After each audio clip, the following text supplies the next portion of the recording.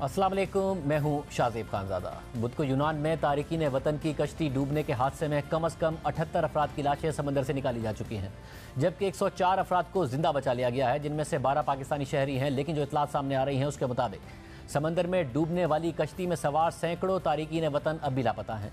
अक़वाम मुत्तहिदा के ज़ेली इदारे के मुताबिक कश्ती में 750 मर्द, ख़वातीन और बच्चे सवार थे और आलमी सहाफ़ती इदारे दावा कर रहे हैं कि कश्ती में मिस्री, शामी और दीगर ममालिक के अफराद सवार थे। लेकिन डूबने वालों में सबसे बड़ी तादाद पाकिस्तानियों की है।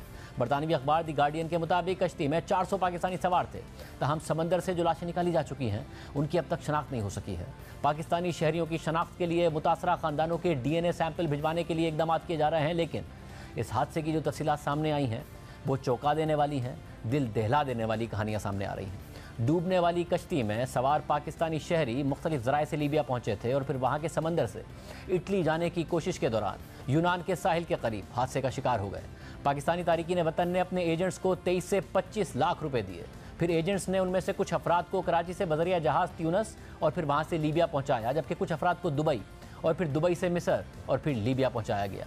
लेकिन इतनी बड़ी रकम लेने के बाद जब लीबिया से पाकिस्तानी शहरी कश्ती में सफ़र करने लगे तो उनके साथ गैर इंसानी रवैया अख्तियार किया गया, नारवा सलूक किया गया। बरतानवी अखबार दी गार्डियन ने लिखा है कि कश्ती हादसे में बच जाने वाले मुसाफिरों ने कोस्ट गार्ड से गुफ्तगू में बताया कि पाकिस्तानी मुसाफिरों को कश्ती के निचले हिस्से में जाने पर मजबूर किया गया, जबकि दूसरे ममालिक के शहरियों को कश्ती के ऊपर वाले हिस्से में जाने की इजाज़त थी। मुसाफिरों ने कोस्ट गार्ड्स को बताया कि कश्ती के ऊपर वाले हिस्से के मुसाफिरों के बचने के इम्कानात ज़्यादा होते हैं, लेकिन जब निचले हिस्से से पाकिस्तानी ऊपर आना चाहते तो उनसे बदसलूकी की जाती थी। ख़वातीन और बच्चों को बज़ाहिर मर्दों की मौजूदगी के सबब बंद जगह पर रखा गया था। बच जाने वाले मुसाफिरों ने अपने बयान में कहा कि डूबने से पहले ही पीने के पानी की अदम दस्तयाबी की वजह से कश्ती में 6 अमवात हो चुकी थी।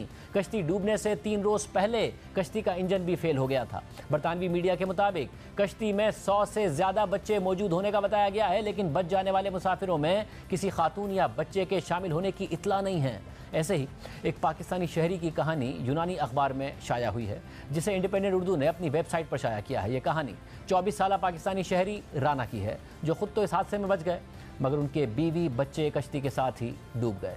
राना ने खुद अपनी कहानी सुनाते हुए बताया कि हमने बेहतर ज़िंदगी के लिए इटली जाने का फ़ैसला किया, इसलिए कि वहीं मेरा भाई रहता है। मैंने पाकिस्तानी एजेंट को $8000 पेशगी दिए। उससे तय पाया कि जब हम इटली पहुंचेंगे तो मेरा भाई बकिया रकम देगा, जो मुझे नहीं मालूम कि कितनी होगी, क्योंकि मेरे भाई ने अदायगी का बंदोबस्त कर दिया है। उन्होंने मजीद बताया कि एजेंट ने मुझे इसमें से $2000 वापस दे दिए कि मैं ये रकम लीबिया में एक और शख्स को दे दूँ। मेरा अंदाज़ा है कि वो एजेंट का भाई था।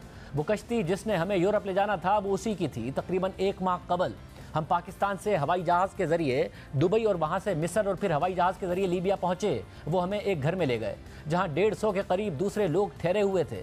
हमें वहाँ 5 दिन रहना पड़ा और फिर हमें एक अपार्टमेंट में ले जाया गया जहाँ तकरीबन 200 लोग मुकीम थे।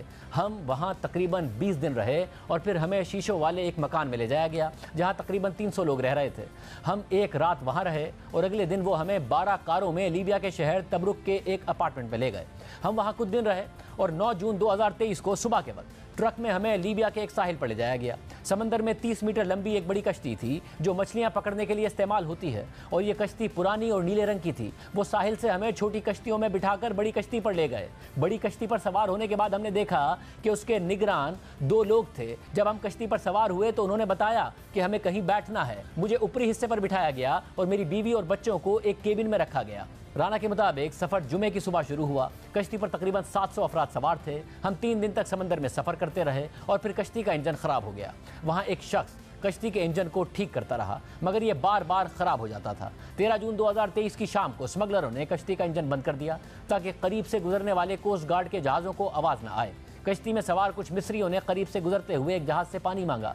जहाज़ के अमले ने पानी के डब्बे फेंके और मिस्रियों ने सारा पानी उचक लिया और हमें नहीं दिया।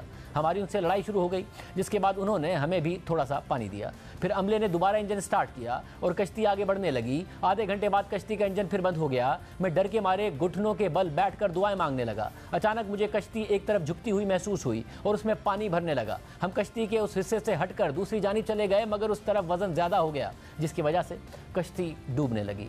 कुछ लोगों ने समंदर में छलांग लगा दी और कुछ ने कश्ती के मुख्तलिफ हिस्सों को पकड़ लिया। मैंने समंदर में छलांग लगा दी, लेकिन चूंकि मुझे तैरना नहीं आता था इसलिए मैं पानी की सतह पर पुश्त के बल लेट कर इंतजार करने लगा कि कोई आकर मुझे बचा ले। चंद मिनट बाद एक बड़ा जहाज़ वहाँ से गुजरा और जो लोग समंदर में थे उन्हें उठाकर यहाँ ले आया। जो लोग बाहर ना निकल सके वो कश्ती समेत पानी में डूब गए। उनमें मेरी बीवी और बच्चे भी शामिल थे जो केबिन में थे। एक तरफ डूबने वाली कश्ती की ये दर्दनाक कहानियां हैं और इसकी वजह से पाकिस्तान समेत कई ममालिक में कई ख़ानदान शोक के आलम में हैं, जिन्हें ये तक नहीं पता कि उनके घर वाले और रिश्तेदार जिंदा भी हैं या नहीं हैं। तो दूसरी जानिब इस हादसे के बाद यूनानी कोस्ट गार्ड की मुजरिमाना गफलत और गैर इंसानी रवैये पर भी सवाल उठ रहे हैं और यह हक़ाइक़ सामने आ रहे हैं कि यूनानी कोस्ट गार्ड ने जानबूझकर कश्ती को डूबने दिया। वो चाहते तो बर वक्त इमदाद फराहम करके सैकड़ों इंसानी जानें बचा सकते थे। इस हवाले से BBC उर्दू ने अपनी तहकीकाती रिपोर्ट में कुछ अहम शवाहिद सामने रखे हैं जो यूनानी कोस्ट गार्ड की दानिस्ता गफलत की निशानदेही कर रहे हैं और उनके इस मौक़िफ़ की भी नफ़ी कर रहे हैं कि कश्ती में सवार अफराद ने मदद लेने से इनकार कर दिया था और कश्ती डूबने से पहले तक कोई ऐसा खतरा ही नहीं था कि जिसकी बुनियाद पर उनकी मदद की जाती। BBC उर्दू की रिपोर्ट के मुताबिक इस इलाके में मौजूद दीगर बहरी जहाज़ों की नकलो हरकत के तज्ज़िये से मालूम हुआ है कि गुंजाइश से ज़्यादा मुसाफिरों से भरी कश्ती समंदर में डूबने से पहले कम से कम 7 घंटे तक हरकत करने के बजाय एक ही जगह पर खड़ी रही थी। BBC ने मैरीटाइम एनालिटिक्स के प्लेटफॉर्म मरीन ट्रैफिक की तरफ से ट्रैकिंग डेटा की एक कंप्यूटर एनिमेशन हासिल की है जिसके अदाद शुमार कश्ती डूबने से पहले समंदर के इस मखसूस इलाके की सरगर्मियों की मुकम्मल निशानदेही करते हैं जहां तारिकीन वतन की कश्ती डूबी थी। इस डेटा ने यूनान के सरकारी दावों को मशकूक कर दिया है कि जिनमें कहा गया है कि कश्ती को नेविगेशन में कोई मसला दरपेश नहीं था और यह कि उन्होंने मदद कबूल करने से इनकार कर दिया था। BBC की रिपोर्ट के मुताबिक कश्ती में कोई ट्रैकर मौजूद नहीं था, इसलिए वो नक्शे पर नहीं दिखाई दी। इन शवाहिद के बरक्स कोस्ट गार्ड अब भी अपने दावे पर कायम है कि इस दौरानिये में कश्ती इटली के रास्ते पर गामजन रही थी और उसे किसी मदद की जरूरत ही नहीं थी। BBC के इन शवाहिद से मुतालिक यूनानी हुक्काम ने अभी तक अपना रद्द-ए-अमल नहीं दिया है।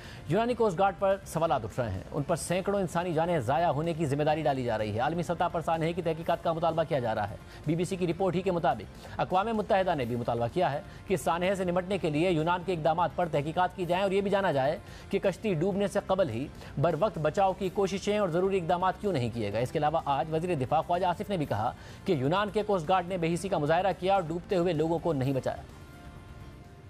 जो जुल्म किया यूनान की वहाँ पे कोस्ट गार्ड्स ने कि जब लोग डूब रहे थे उन्होंने इंटरवीन नहीं किया। यूनान की पब्लिक का जो जागा उन्होंने प्रोटेस्ट किया इस बात के ऊपर। जो लोग इस कारोबार में मुलव्वस हैं उनके खिलाफ जो है सख्त तरीन एक्शन हो।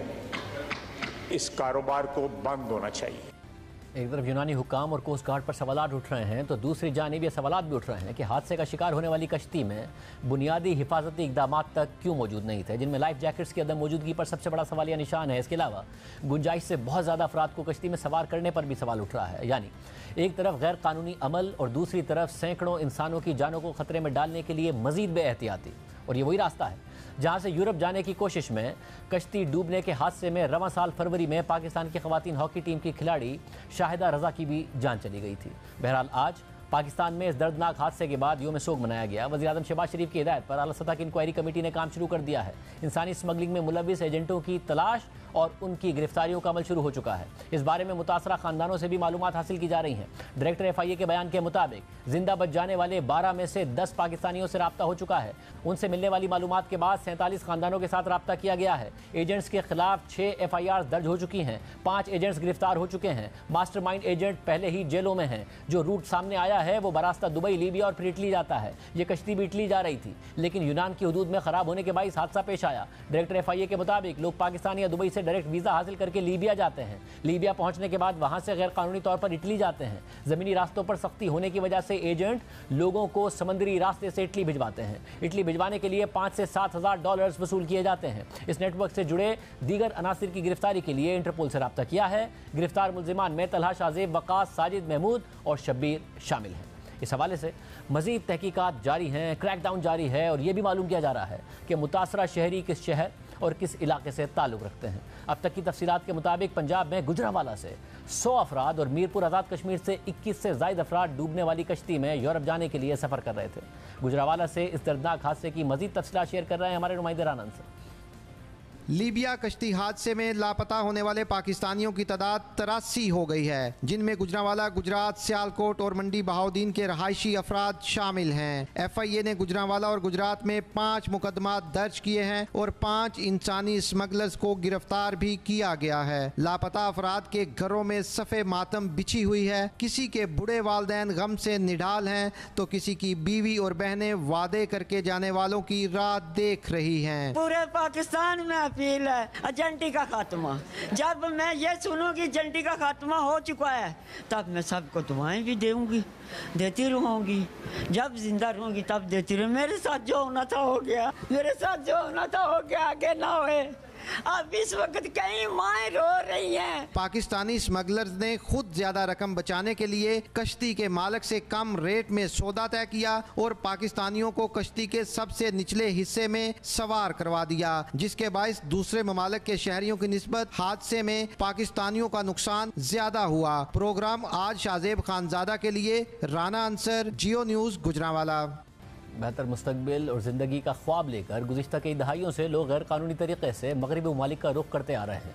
फ़ज़ाई सफ़र से लेकर ख़तरनाक ज़मीनी और बहरी रास्तों का सफ़र करके लोग किसी भी तरह गैर कानूनी तरीके से मगरबी ममालिक तक पहुँचने की कोशिश करते हैं। मगर शाम की जंग के बाद जब मगरबी ममालिक में मुहाजिरीन की तादाद में बेपनाह इजाफा हुआ तो 2015 में वहाँ सख्त पॉलिसियाँ अख्तियार की गई। दाएं बाजू की जमातों की सियासत ही इस गिर्द होने लगी कि किस तरह मुहाजिरीन को मुल्क से बाहर रखा जाए, जिसके बाद मगरबी ममालिक ने आए रोज़ अपने दाखिली रास्तों पर सख्तियाँ शुरू कर दी। कुछ ममालिक ने बाकायदा अपनी सरहदों की फेंसिंग शुरू कर दी और इन सख्तियों के बाद मगरबी ममालिक तक पहुँचने के लिए लोगों ने एजेंट्स के ज़रिए मज़ीद सख्त और ख़तरनाक रास्तों का सफ़र करना शुरू कर दिया है, जिससे रास्ते में ही ज़िंदगी से हाथ धो बैठने के इम्कानात में बहुत तेज़ी से इजाफा हो गया है और ऐसे वाक़यात हो रहे हैं। आए रोज़ ऐसे दिलखराश वाक़यात रिपोर्ट हो रहे हैं और पाकिस्तान समेत मुख्तलिफ ममालिक से ताल्लुक़ रखने वाले ऐसे कई लोग हैं जो आज भी मुख्तलिफ ममालिक के सरहदी इलाकों में फंसे हुए हैं, जो ना वापस आ सकते हैं और ना ही मगरबी ममालिक का रुख कर सकते हैं, बल्कि सरहद के किनारे या जंगलों में उम्मीद के सहारे अपनी ज़िंदगी बसर कर रहे हैं। मार्च 2023 में BBC उर्दू ने इस मामले पर एक तफसीली रिपोर्ट नशर की थी, जिसमें पाकिस्तानी फिल्मसाज और रिसर्चर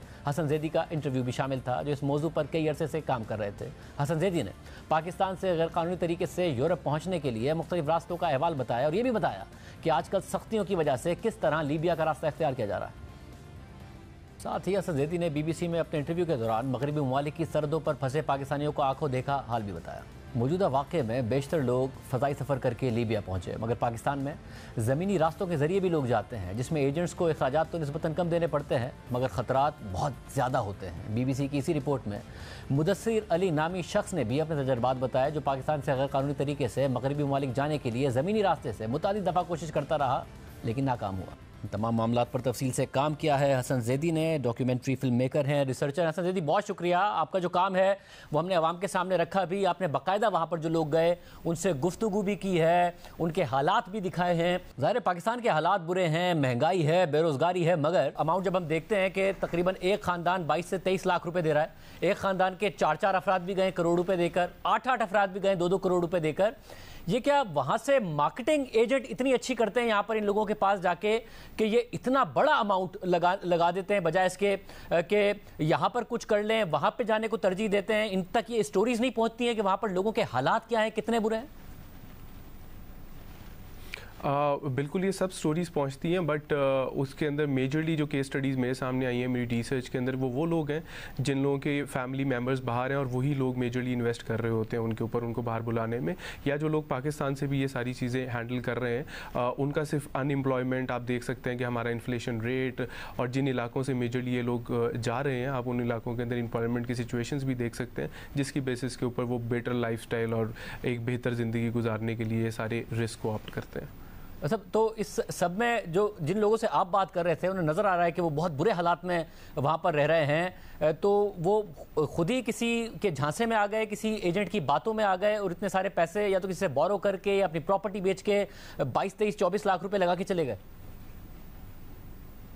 मोस्ट ऑफली जी बिल्कुल इसी तरह से है। कुछ लोग प्रॉपर्टी भी सेल करते हैं, कुछ लोग माँ बाप के जेवरात और XYZ बहुत सी ऐसी चीज़ें हैं जो कि सेल करके जाते हैं। बट वहाँ पे once you are in that country, आप लिबिया में हैं, आप इस्तांबुल के अंदर हैं या आप किसी भी ट्रांजिट कंट्री के अंदर हैं, यू आर ट्रैप्ड। क्योंकि आपको वहाँ पे जो एक सेफ लगा दी जाएगी। सेफ बेसिकली कहा जाता है कि एक घर के अंदर उनको बंद कर दिया जाता है जहाँ से वो बाहर नहीं जा सकते, क्योंकि वो इनलीगल है। वो बाहर जाएंगे तो उनको पुलिस पकड़ लेगी। तो वो उस एक घर के अंदर या उस एक कमरे के अंदर ही उनको टाइम स्पेंड करना होता है जब तक उनकी नेक्स्ट गेम जो है वो रेडी नहीं होती। गेम का मतलब ये है कि उनका नेक्स्ट ट्रांजिट जो उन्होंने दूसरी कंट्री में जाना है वो रेडी नहीं होता। तो बेसिकली एक तो वो वहाँ पे ट्रैप्ड होते हैं, दूसरा ये है कि अगर जो बंदा पाकिस्तान से 6, 7, 8 लाख रुपए स्पेंड करके इस्तांबुल में या लिबिया की किसी सेफ में पहुँच गया, अब वो वापस आने के लिए भी उसको उतने ही पैसे स्पेंड करने पड़ेंगे। तो वो यही समझता है कि अदर देन कि मैं वापस आने के लिए इतने पैसे स्पेंड करूँ, इतने पैसे दे के क्यों ना मैं सिसिली में, इटली के अंदर एंटर हो जाऊँ या मैं ग्रीस के अंदर एंटर हो जाऊँ। और मुझे साथ में ये भी बताइएगा कि जब आपने इस सारे मामले पर काम किया तो एक बाकायदा नेटवर्क दिखता है कि ऐसा नहीं है कि सिर्फ यहाँ से लोगों को जमा करना है, उनसे पैसे लेने हैं और उन्हें भेजने का इंतज़ाम करना है, बल्कि ऑप्शन है कि आप लैंड रूट से जा सकते हैं, आपके पास पैसे कम हैं, ईरान के ज़रिए, ईरान से टर्की और फिर आगे आप बाय एयर जा सकते हैं दुबई, दुबई से मिस्र, मिस्र से लीबिया, या फिर पाकिस्तान में कराची से ट्यूनस, ट्यूनस से लीबिया और फिर आगे।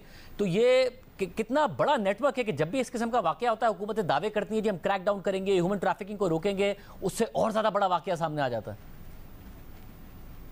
जी बिल्कुल। और आपने जैसे कि कहा बहुत से रूट्स हैं और ये डिपेंड करता है आपकी अफोर्डेबिलिटी पे कि आप किस किस्म की गेम में जाना चाहते हैं। गेम अगेन मैं डंकी को कह रहा हूँ। डंकी एक स्लैंग वर्ड है जो कि हमारे पंजाब में इस रूट के लिए इस्तेमाल किया जाता है। तो डंकी लगाने, आप किस तरह से डंकी लगाना चाहते हैं, बाय रोड लगाना चाहते हैं, बाय एयर लगाना चाहते हैं, इन सारी ऑप्शंस मौजूद हैं। और बिल्कुल आपकी अफोर्डेबिलिटी पे डिपेंड करता है कि आप लिबिया या इटली किस तरह से पहुँचेंगे। और उसके और भी बहुत सी ऑप्शन है कि बाय एयर भी लेके जाने की बहुत सी ऑप्शन एजेंट्स के पास होती है जो इलीगल पासपोर्ट चेंज और बहुत सी PC पिक्चर चेंज की तरफ जा रहे होते हैं। बट मेजरली अगर आप इस सारी सिचुएशन के अंदर देखें तो हमें एक बड़ा ऑर्गेनाइज किस्म का नेटवर्क मिलता है। और मोस्टली ये हैंडलर्स जो इन लोगों को लेके जा रहे होते हैं वो वही लोग होते हैं जो खुद उस रूट से इटली पहुंचे होते हैं और उनके पास कोई कारोबार, कोई काम नहीं है, तो वो बाहर पीछे गाँव से लोगों को मोटिवेट करके एक अपना बेसिकली सोर्स ऑफ इनकम भी जनरेट कर रहे होते हैं और उन लोगों को लेके भी आ रहे होते हैं। हर इलाके का अपना एक एजेंट है। जिसने ईरान से तुर्की एंटर करवाना है वो एक अलहदा सेगमेंट है, वो उस गांव का एक बंदा है जिसने उसको उस इलाके के पैसे वो लेगा और वहाँ से क्रॉस करवा देगा। आगे अगले हैंडलर को, अगले ट्रैफिकर को हैंड ओवर कर दिया जाएगा और वो आगे लेके जाएगा। तो एक बहुत बड़ा नेटवर्क है जो कि डिफरेंट तरीक़ों से ऑपरेट कर रहा होता है। और हम लोग क्रैक डाउन करने की ऑब्वियसली गवर्नमेंट कोशिश तो करती है, बट इसमें इंटरनेशनल बॉर्डर्स इन्वॉल्व होते हैं। इस वजह से हमेशा से चैलेंजेस रहते हैं और एक बड़े से बड़ा वाक़या हमारे सामने आता है। मतलब मुझे ये भी बताएगा कि क्या ये 2015 के बाद ज़्यादा हुआ है कि ज़ाहिर एक पूरा माइग्रेंट क्राइसिस हुआ, जो लीबिया के हालात हुए, जो शाम के हालात हुए, उसके बाद क्या उससे पहले ऐसा था कि कुछ ना कुछ ऐसी स्टोरीज थी जो गए लोग और कामयाब हो गए, मगर अब क्योंकि सख्तियां बहुत ज़्यादा हो गई हैं और तादाद भी बहुत ज़्यादा हो गई है माइग्रेशन की, जिसकी वजह से लोग ज़्यादातर बहुत ही बुरे हालात में उनका अख्तिताम होता है वहाँ पर पहुँच के? मेरी रिसर्च के अंदर जब हम कोटला गुजरात या गुजरात के किसी भी गांव के अंदर एंटर होते हैं जहां से मोजली लोग जा रहे हैं, तो वहां पे आपको बहुत बड़ी बड़ी कोठियां मिलती हैं। और वहां के लोगों का कहना ये है कि ये कोठियां ही वजह है कि यहाँ से हर बच्चा जो है वो बाहर जाना चाहता है, क्योंकि ये वो लोग हैं जो कि 2015 से या 2002-1 के अंदर जिस वक्त ज़रा लैंड रूट्स और ये पानी का जो रूट था वो थोड़ा सा आसान था और इतनी ज़्यादा बॉर्डर पुलिस इस चीज़ के ऊपर नहीं होती थी। तो ये वो लोग वहाँ पर पहुँच गए हैं और उधर जाके उन्होंने अच्छे पैसे अर्न किए और यहाँ पर ये कोठियाँ बना ली हैं। और इनको देख के ही यहाँ से हर बच्चा जो है वो चाहता है कि किसी तरह से वो यूरोप के अंदर एंटर हो जाए। तो पहले 2015 के बाद ऑटोमेटिकली ज़रा सख्तियाँ ज़्यादा हो गई। अरब स्प्रिंग का बहुत बड़ा इम्पैक्ट आया इस सारी सिचुएशन के अंदर। और सीरियन रेफ्यूजीज़ के साथ पाकिस्तानी, बांग्लादेशी, अफ्रीकन्स भी एंटर हुए डिफरेंट कंट्रीज़ के अंदर। और मैं एक इंटरव्यू कर रहा था इटली के अंदर, तो उसने मुझे ये कहा कि there was this one picture जो कि 2015 में एक बच्चे की जो मेडिटेरेनियन ग्रीस के बॉर्डर के ऊपर एक बच्चे की डेथ हो गई थी, उसकी डेड बॉडी एक बहुत सख्त तस्वीर जो है वो हुई थी। और उसने मुझे कहा उस इंटरव्यू में कि उस एक बच्चे की तस्वीर ने बहुत सी ज़िंदगियां साफ बना दी हमारी, और हम बहुत लोग जो हैं वो यूरोप एंटर हो सके, क्योंकि उसके बाद फिर यूनाइटेड नेशंस के अंदर उसके ऊपर बहुत से लूज़ कर दिए गए थे बहुत से रूल्स इमिग्रेशन के। तो बिल्कुल इसी तरह से है कि अब ज़रा चीज़ें और ज़्यादा सख्त होती जा रही हैं, फ्रस्ट्रेशन बढ़ती जा रही है, इन्फ्लेशन जो थर्ड वर्ल्ड कंट्रीज़ है उसमें बढ़ती जा रही है, और वो फ्रस्ट्रेशन इतनी ज़्यादा है कि वो बहुत सी जगहों के ऊपर हमें इस तरह के हादसे जो है वो नज़र आते हैं। बहुत शुक्रिया संजय, इस हवाले से तफसीलात बता रहे थे।